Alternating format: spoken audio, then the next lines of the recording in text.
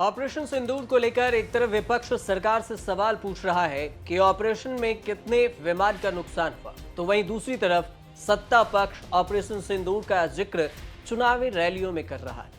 और इस सब के बीच में राहुल गांधी ने भी विदेश मंत्री एस जयशंकर का वीडियो शेयर कर पूछा था कि ऑपरेशन के पहले पाकिस्तान को इसकी जानकारी क्यों दी गई और इसकी जरूरत क्या थी। अब इसी सवाल के जवाब में ऑपरेशन सिंदूर पर चीफ ऑफ डिफेंस स्टाफ हैं सीडीएस अनिल चौहान।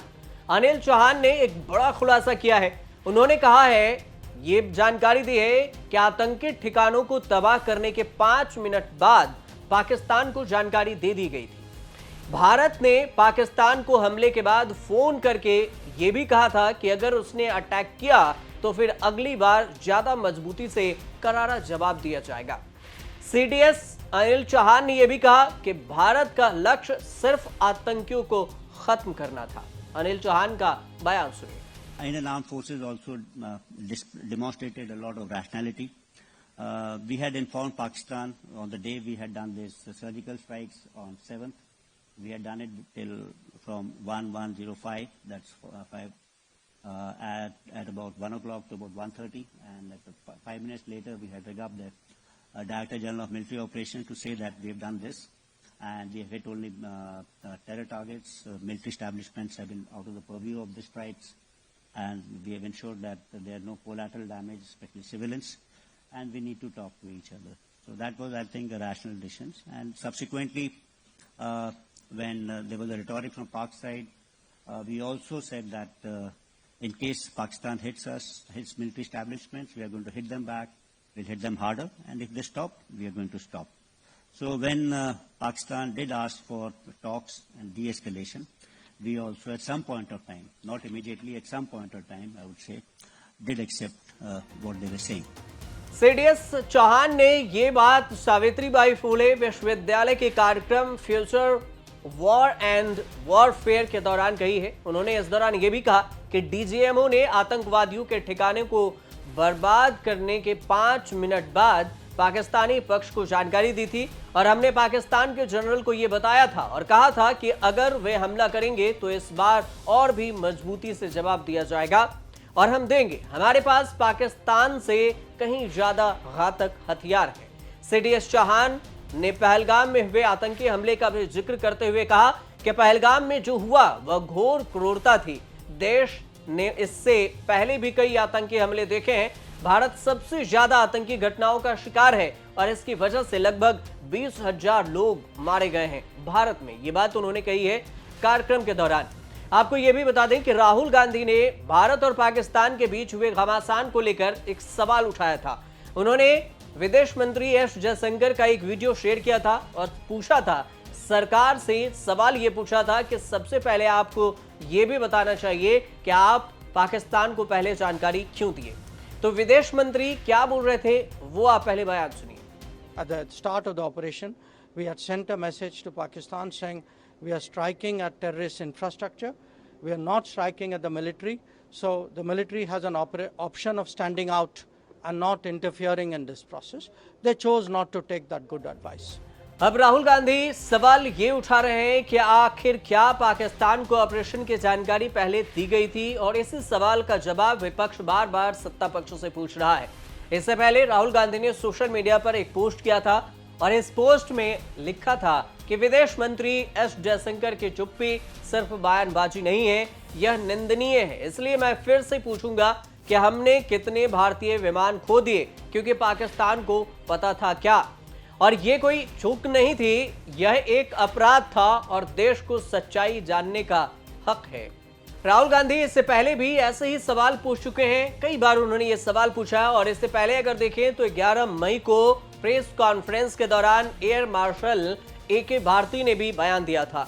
ए.के. भारती का कहना था कि हम युद्ध के स्थिति में हैं और इसका नुकसान एक हिस्सा है। सवाल यह है कि क्या हमने अपना उद्देश्य हासिल कर लिया है। इसका जवाब है हाँ। उन्होंने ये भी कहा कि इससे जुड़ी डिटेल्स पर वह फिलहाल टिप्पणी नहीं कर सकते क्योंकि हम अभी भी युद्ध के स्थिति में हैं और ऐसी भी जानकारी दुश्मनों के हाथ लगना सही नहीं है। एयर मार्शल ने कहा कि भारत के सभी पायलट सुरक्षित लौट आए हैं। ए के मार्शल का ये बयान था जिसकी चर्चा अब भी हो रही है।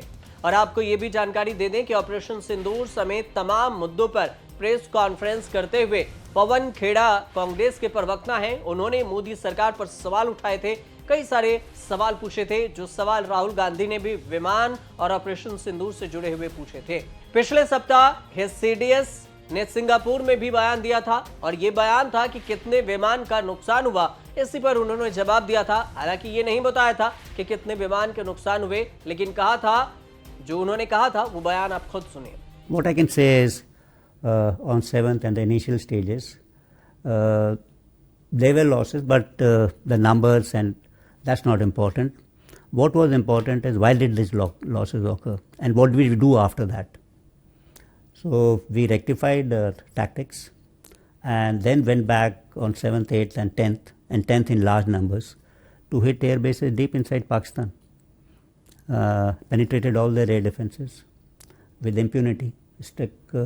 Carried out precision strikes. I think it's a professional force that is not affected by setbacks or kind of losses, if you may say, because in war, what is important is, even if there are setbacks, you need to maintain your morale. That morale is to remain high.